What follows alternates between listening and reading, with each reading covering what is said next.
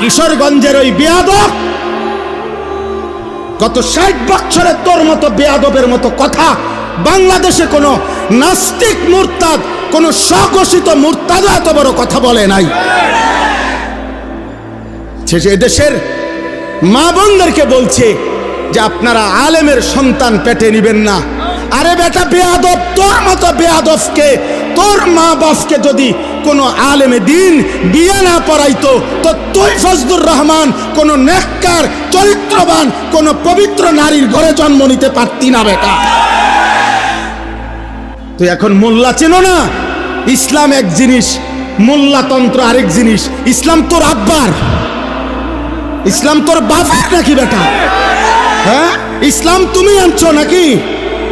এজন্য এটা স্পষ্ট, এই বেয়াদব চূড়ান্ত বেয়াদব। বাংলাদেশের জমিনে ইনশাআল্লাহ এমন নিকৃষ্ট বেয়াদবের বিচার হবেই হবে ইনশাআল্লাহ, কোনো সন্দেহ নাই ইনশাআল্লাহ।